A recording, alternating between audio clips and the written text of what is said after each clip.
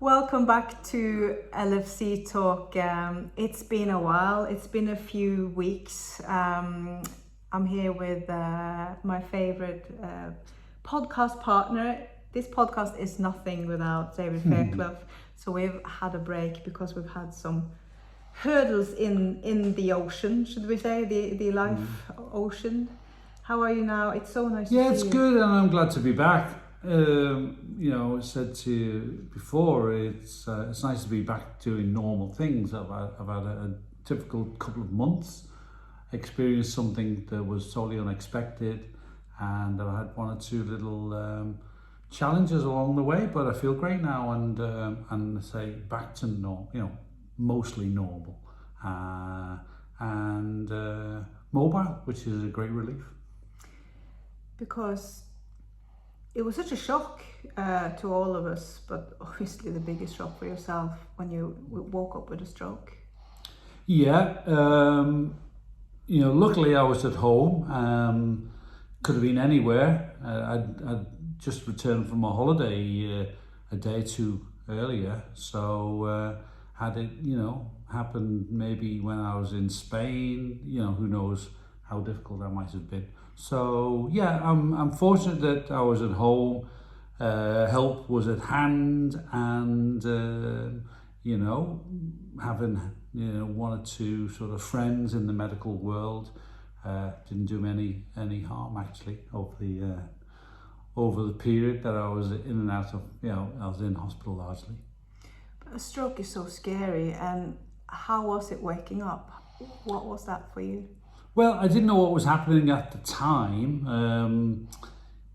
Sparked off a little bit of an emergency, and then off I went to hospital, and it's something I haven't really been able to give full, thanks for really, the treatment I was given, and the promptness of here, the 999 sort of emergency service, where you rely on an ambulance to be with you as soon as possible. That was I was very, very fortunate. I think over the course of the whole experience, I was very thankful.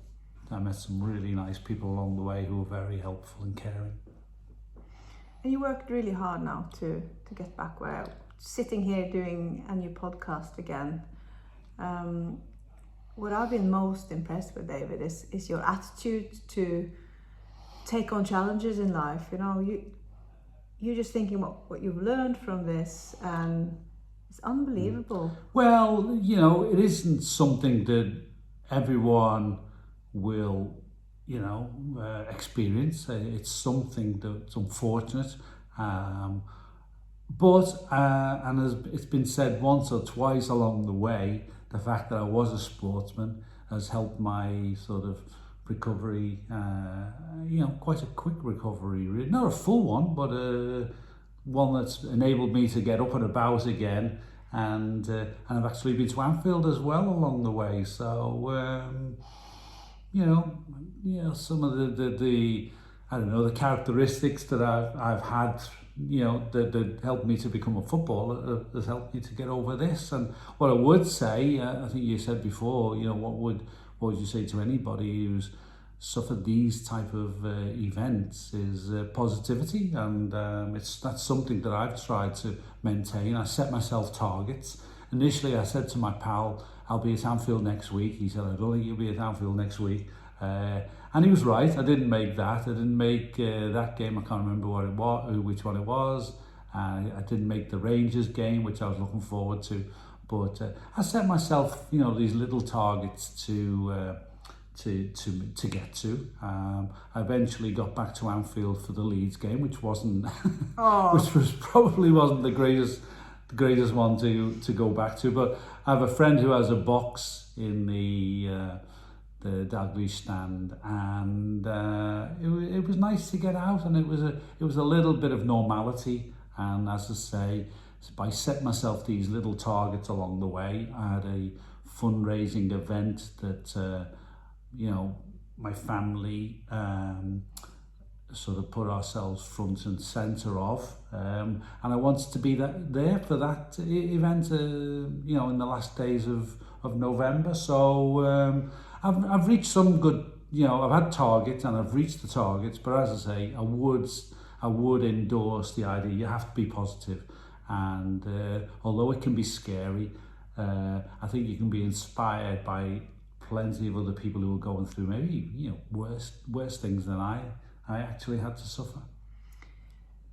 But you say the fact that you've been a top athlete, you know, being a Liverpool Football Club player has helped you maybe have that character to do the exercises you need to do and not give up in tough times, you think?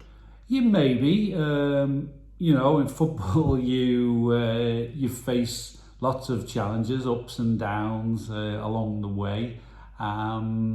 Maybe that's just in my mentality, and in many more. But as I say, positivity is the greatest thing, and as I think I have been sort of inspired by other people. I've heard one or two tales along the way, and although it was quite scary coming out of hospital and not being able to walk, the fact that I'm walking now, it was interesting. One day I was in hospital. I recall this yesterday to somebody.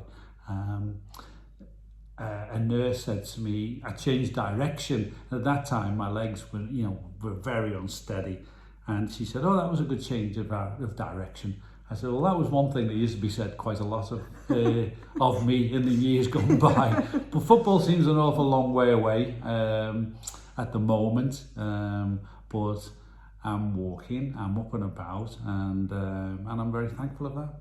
I'm very thankful too, and it's so lovely to see you behind the microphone again. But even more importantly, it's more amazing to see you up and about again. So big thanks to the hospital from Most everyone. And you mentioned the ball, the Jan Fairclough ball. You do that every year to fundraise for the Walton Centre. Yeah. And it's just so impressive how you got that done. It's a room full of people. It's a huge event. How did it go? Yeah, it went really well. This is the 11th year, and as I said to my children, Sophie happened to mention on the night that my dad said he would be the first on the dance floor. That was one of the challenges I had. Unfortunately, I wasn't the first on the dance floor because I was distracted at the time. But I'm a little bit still unsteady on my feet. But I managed to have a little dance with my daughter late in the night, which was, all these little things, steps along the way. And by coincidence, this year we're trying to raise money for a rehab piece of kit for people who suffer brain and stroke and a number of other treatments that go on in the Walton Centre. So it's not something I've actually needed. I've been able to get along and make my recovery in basic ways, but by coincidence, I say, we were raising money for a really useful piece of kit which is going to help many people down the years. So it's great. It's really good, exciting. It's a good thing to be involved in. When I started it, I never thought I'd be doing it years later on, but here we are, and thankfully we have some great supporters. We have an awful good sort of group of people who come with us year after year, and we obviously try and build on it around. So you've got to do some things down the years. It isn't all about take. Definitely not. And you have given so much now to the Walton Centre. How much have you fundraised in total? Do you know? We probably are closing in on about $750,000, I think. Wow. Down the years, which is we've had some great projects. Initially, I never thought that some of the targets we've had, some of the pieces of equipment that we've helped to fund. I didn't think we would get to such levels, but the fact now that we've been doing it for so long, I think has enabled, the event to become a big event in terms of what the Walton Centre's year, and it's something now that I think the family are going to find very difficult to let go of, and very, very flattered. My wife would never have allowed him, would never have wanted her name to be to title an event on, because she wasn't that way inclined. But the fact now that it is called the Jan Fairclough Ball is a great tribute to her. Yeah, it's a great tribute to all of you, the whole family. I'm very, very proud of you, David, on so many levels. I'm so proud of being your friend, and I'm so proud you are a part of this podcast.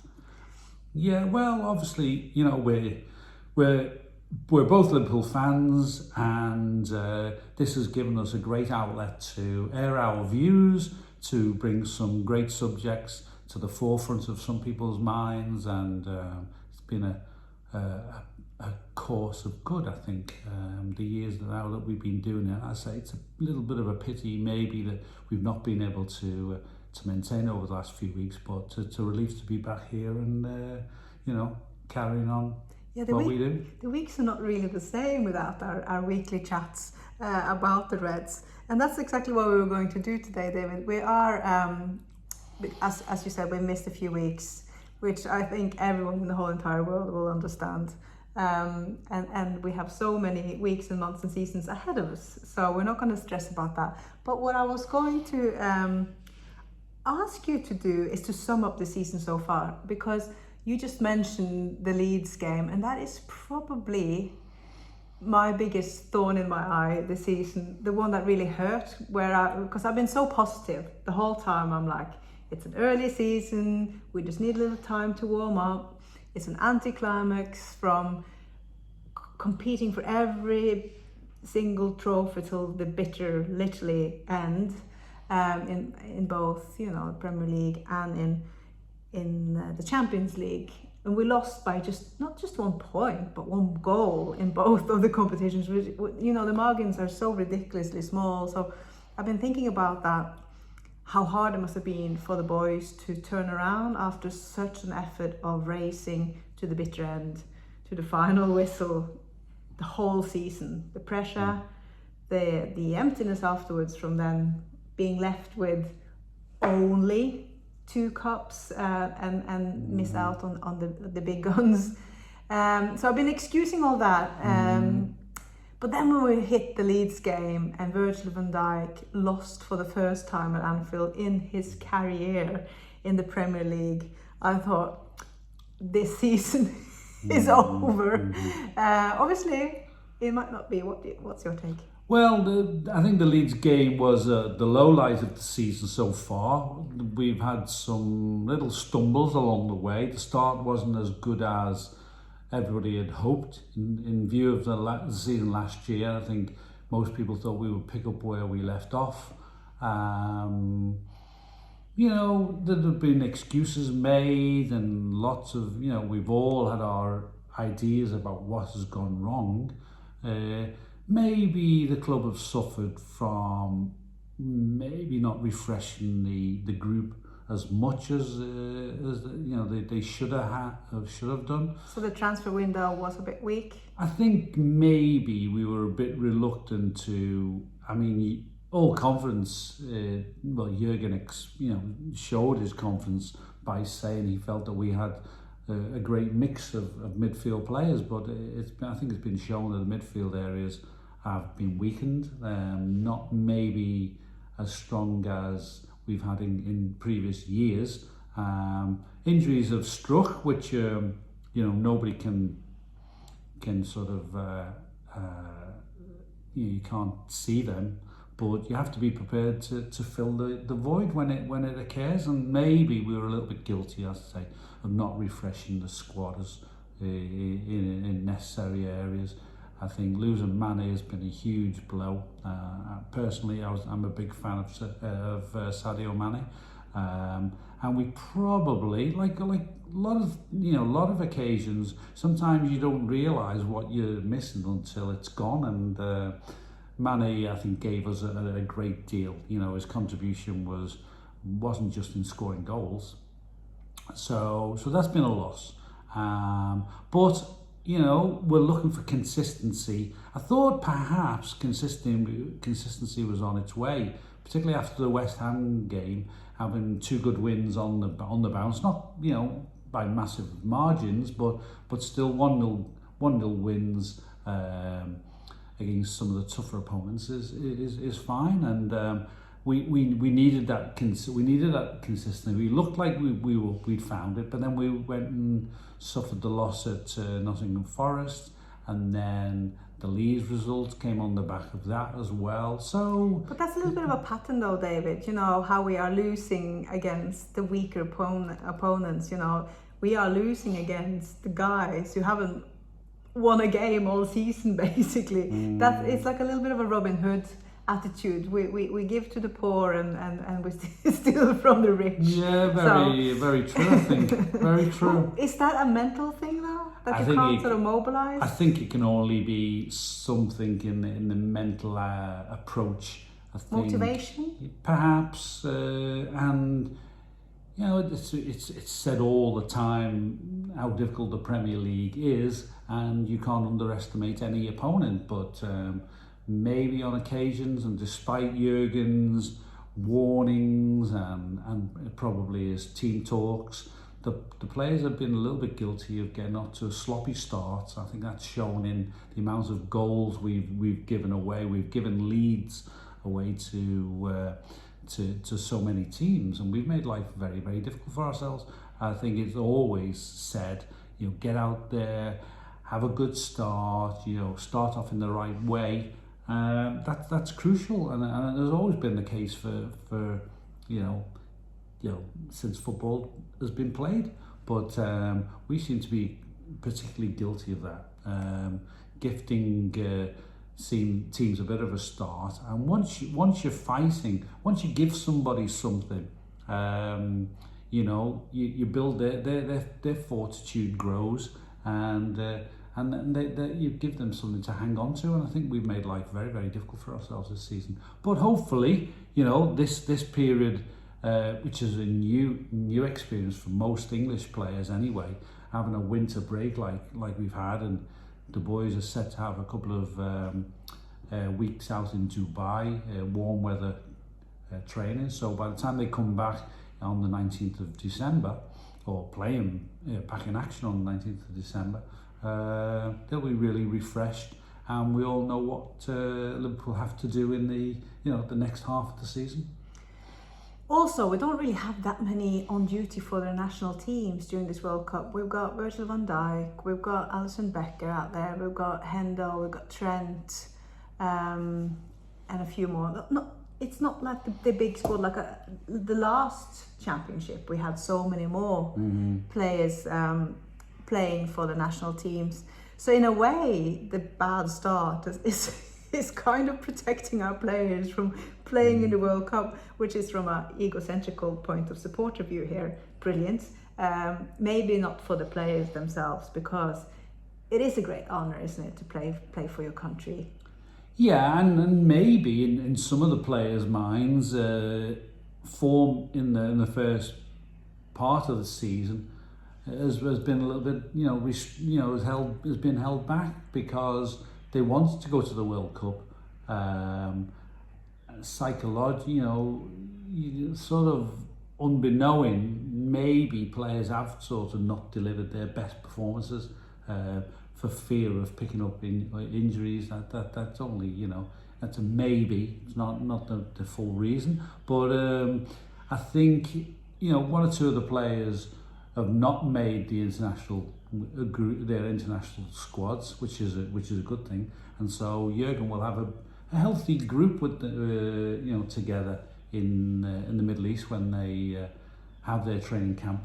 And as you say, the one or two other teams who have got far more players, City for example, who I think on recent showings, some of their players I think might be sort of damaged by what's happened in the World Cup, because where they looked all conquering in the English season, some of their international players have gone away and have looked quite ordinary actually, and it's not as successful as they would have expected. So that might work in certainly our favour initially, because we played them on the 19th of December. But I think it's shown that City players aren't sort of this superhuman group. I think that's one little thing that's come out of this World Cup. Definitely, and also City has been dropping points. All the teams have been dropping points. Arsenal has been by far the strongest by just losing one game, have they? Or two? Mm-hmm. Sorry for forgetting because it's been so long. But we're only 10 points behind City. And as you say, City will come home with some heavy World Cup legs on quite a few players. And we have been 10 points behind City before and caught up on them after Christmas, like last season, really. So nothing is impossible, obviously. We had Sami Hyypiä visiting the other day for the Southampton game. And he was also here for the Champions League game with his son. And he made a point of posing in front of anything is possible with Hendo, the mural just down in Anfield Road here, just a couple of roads down from us. To tell the world, we should never, ever give up, because there's always a chance. And obviously, Sami experienced that in Istanbul as well. Mm-hmm. So anything can be turned around. Yeah, of course. I think, we all thought that Liverpool and City would be going toe-to-toe again this year. It doesn't appear that isn't necessarily the way, given the form of Arsenal, who, as you point out, have been the most consistent of all the teams. And consistency, as I say earlier, is what everyone's striving for. But we know the challenge, and I think it's a case of working to close that gap that we have slowly.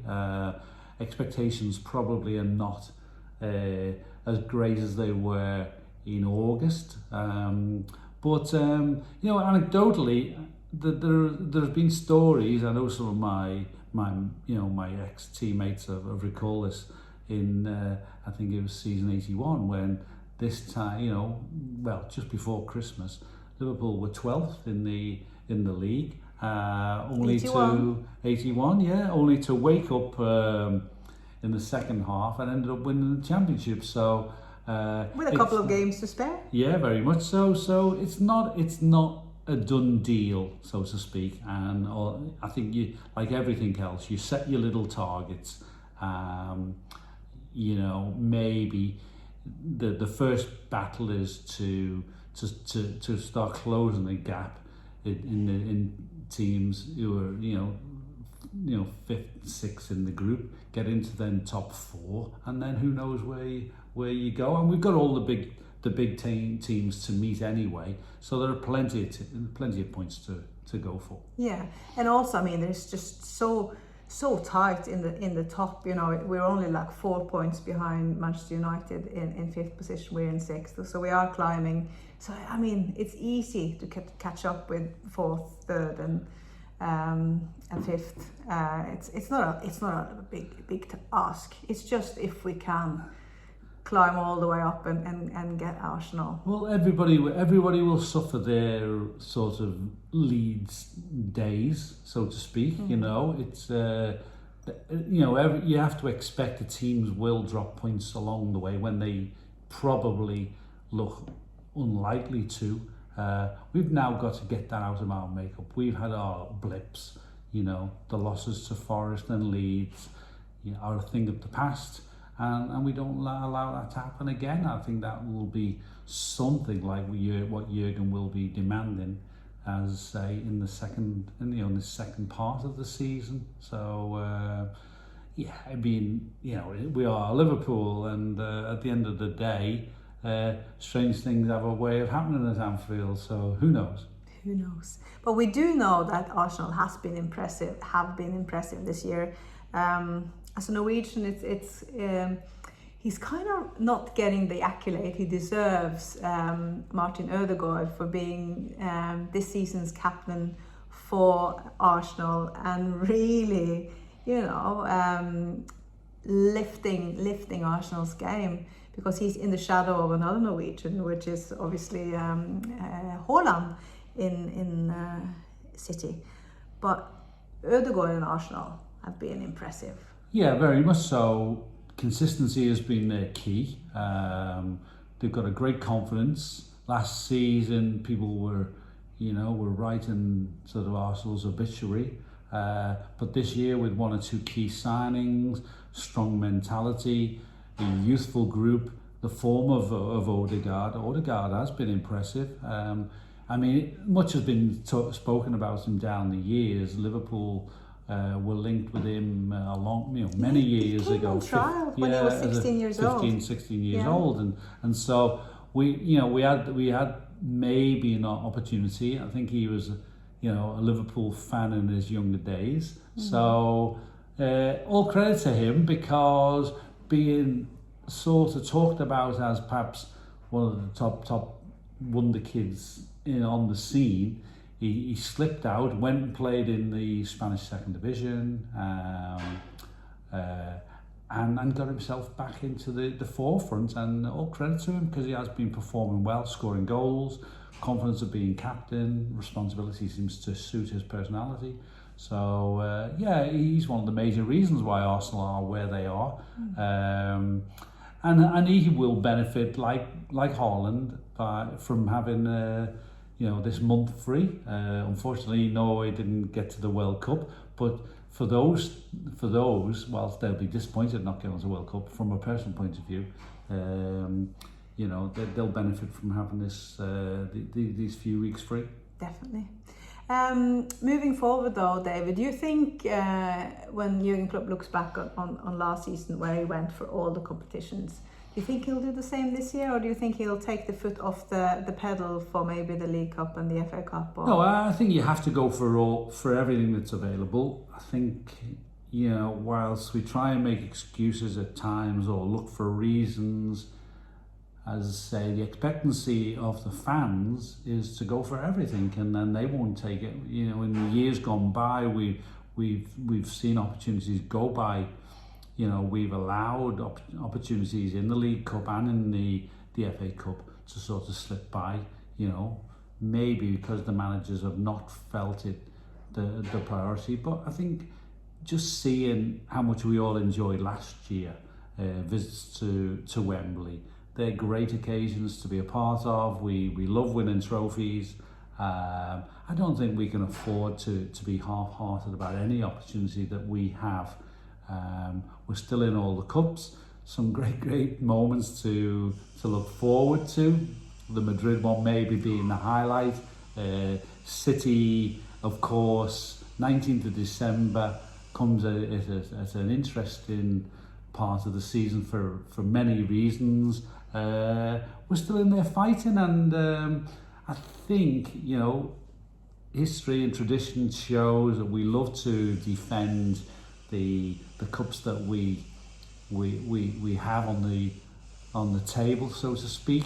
I'm sure this year Jurgen will have a slightly different approach to maybe his earlier years, and more like what he did last year, and set your mind on it and approach everything very, very positively.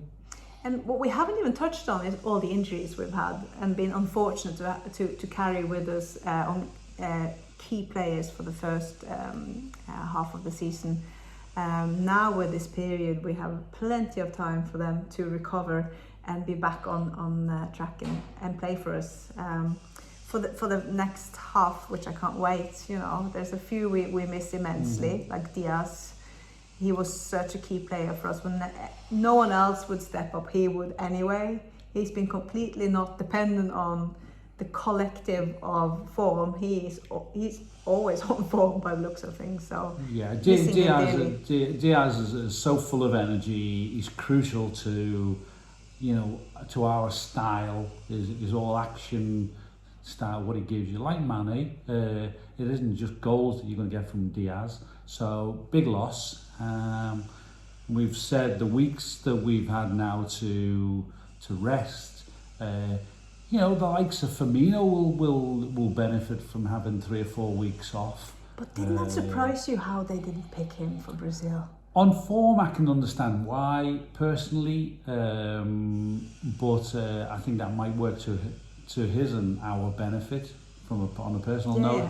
The same Thiago, how Spain cannot sort of include somebody like Thiago, and then both of them will benefit massively, I think, from the break and a bit of warm weather and. Time. You know, I saw a picture of Firmino. He didn't look too bothered in the sunshine with his by the pool. So you know, so I think this has been a strange experience for English players. Certainly, some of the foreign players have played in European competitions where they do have a winter break. But I think it's an obvious that you do benefit from sort of being able to sort of like pull back from full action.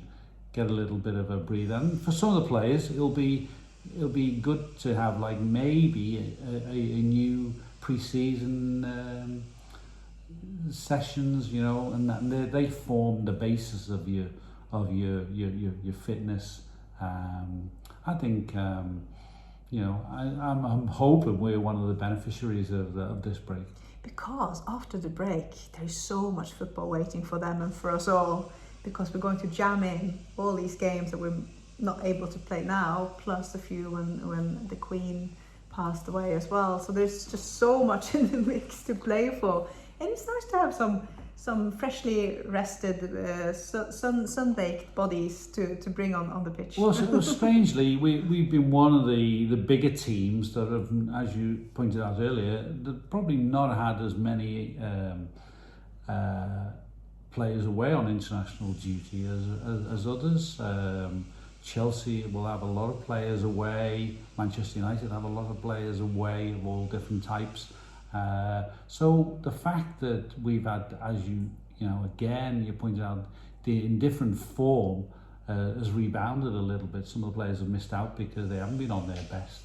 But no, I think this. I think people all thought that this was going to be an interesting season to see how everything would ultimately sort of level out because of you know, involvement in the World Cup, and it coming in at such a strange part of a year. So that's going to be fascinating. A lot of football to fill in, and because of that, you know, some of the teams who have had more players out on international breaks will, you know, they might, you know, they may suffer from that somewhere along the line. I do like, you know, how the World Cup bring people together and nationalities together. I've been enjoying a few of the games in the fan park in Sefton Park, the cricket club, where there's like space for 2,500.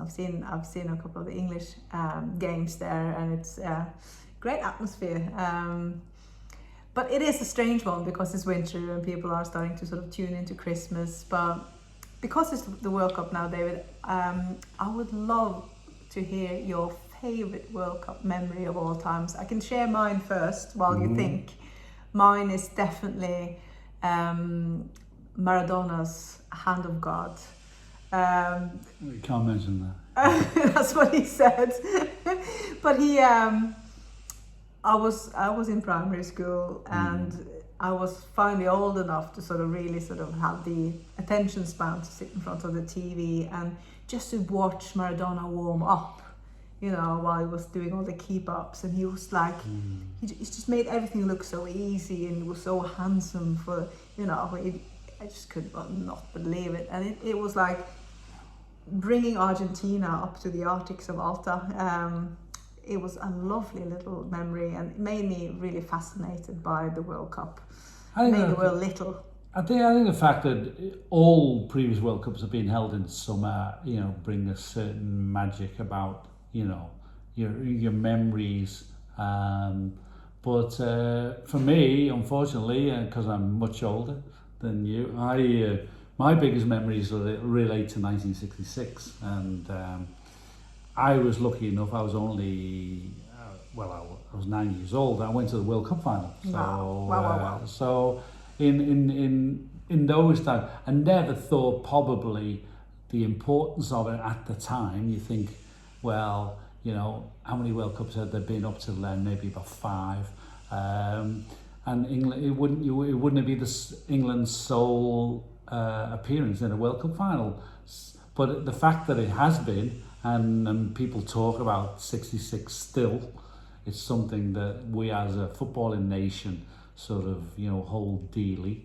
To actually be able to say that I was there and I've memories is fantastic. And I was very fortunate to go and see the Brazilians play at Goodison Park in those days. I mean, we all have our thoughts of who's the greatest ever.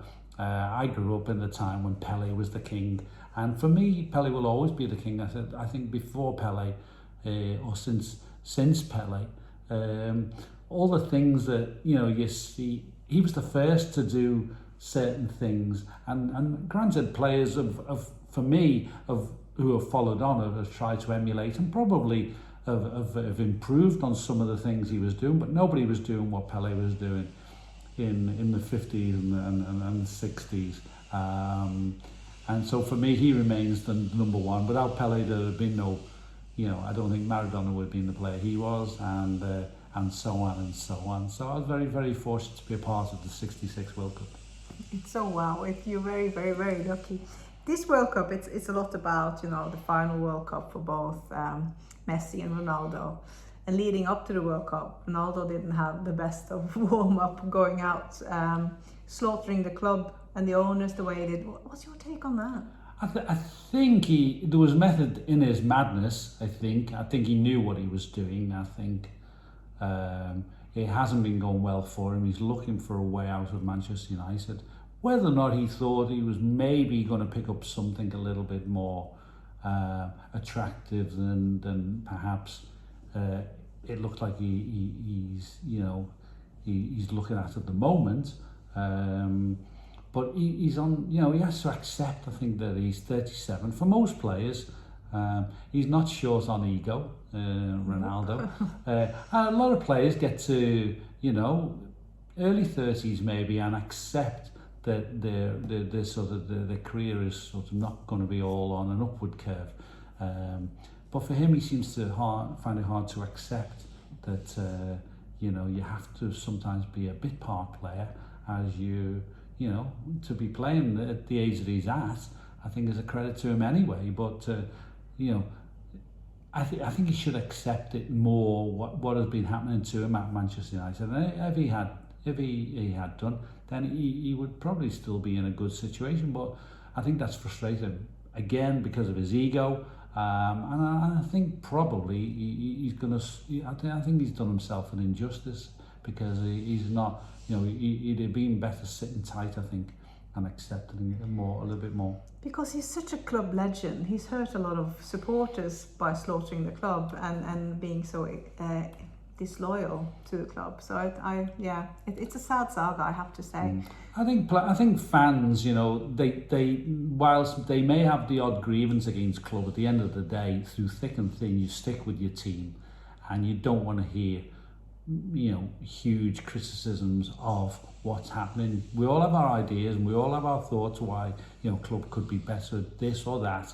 But to, you know, fans don't like to hear players coming out really and destroying the heritage and the you know, what the club stands for. And I don't think he's done himself any favours. I've spoken to a couple of Manchester United fans that I know, and they're kind of in agreement with him. I think they're in the minority. I think the larger part of United fans will be disappointed. But most of them are agreeing that, you know, the owners are not the best in Manchester United. And now the club is up for sale for like a ridiculous amount. But the sad thing is, in all this, we're just finding out that our club is up for sale too. We thought it was maybe just adding some shareholders, upping our cash flow. But it looks like if the right money comes on the table, we're selling. Well, yeah, and I can, you know, in some way I can understand it. At the end of the day, FSG came in as investors, and I think seeing what happened to Chelsea and the values rocketing with football clubs. I think they probably thought from maybe, I don't know, looking to, the valuation being somewhere around $1 billion, the fact that it's now more like somewhere between 3 and 5 billion, it presents a good return on investment. And whether or not the whole of FSG group wants out, I think maybe there are a few people within the group who would like to be out, but I still think John Henry and Tom Werner still have a strong link with the club and would be reluctant to actually leave themselves. But it's strange times, and as we say, sometimes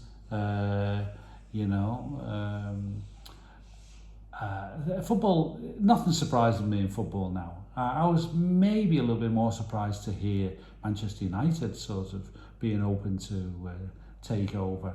The Glazers had seemed so stubborn towards change, and I can understand why Manchester United fans have been disappointed, because the Glazers appear to have taken an awful lot out of Manchester United, whereas FSG, I think on the whole, I think that they've been great owners. I think they've invested in us. Yeah, they've invested in us. What's going on here at Anfield Road with the expansion of the ground, the new stand, which was was a huge undertaking and great commitment to the fact. They've tied down, the likes of Jurgen, Salah on big contracts and things. So they have invested in the club, whereas down at Manchester United, I think the same can't be said. Although they have signed their fair share of big players, but I think I can understand the reasons for United fans being disappointed. For us, for the moment, what will be will be. But I don't think I'd be surprised if something happens as soon as maybe. But are we happy to have just any owner with the right kind of money? They're looking into the oil sheikhs, the Middle East. I'm just thinking about, if you think about the discussion that's been going on in Qatar in terms of human rights, in terms of just the ridiculous acts on rainbow merch. How they treat women. Are we ready to be sold to anyone? Unfortunately, we'll have little say in what happens, whether or not it's Middle Eastern or it's Chinese. I think you can paint a picture. Who is the perfect owners? I mean, gone are the days when the local businessman who you knew and you sort of had a readily, you could easily respect because of what they do in your community.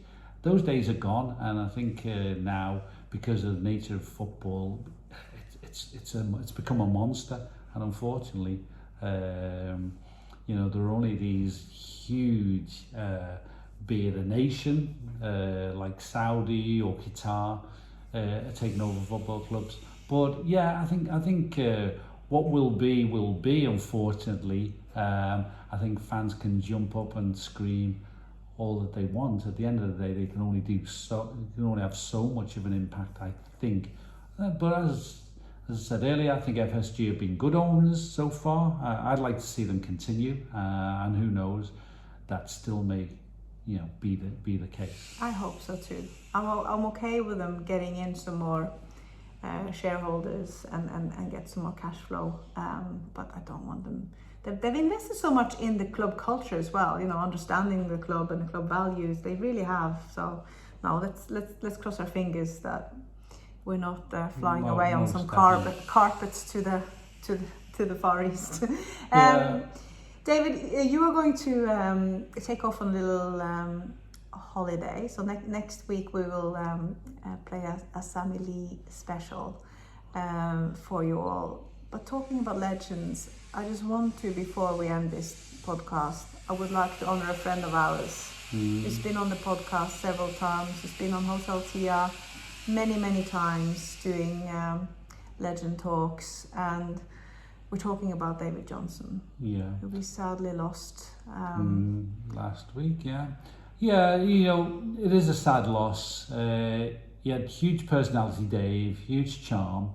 There was never a quiet moment in any room that he was in. It was very sad. He dropped me a message while I was in hospital. Unfortunately, I wasn't able to speak to him at the time, but I spoke to him as soon as I was out, and I did know some of the problems he was facing.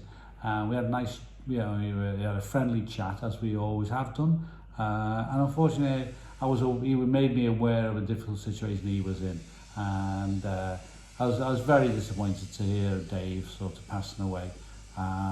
Lots of memories. I've spent the last 10 summers with Dave in Scandinavia doing coaching clinics, and we're great pals. I've got lots of memories and lots of reasons to think of Dave in a good way. So yeah, big loss.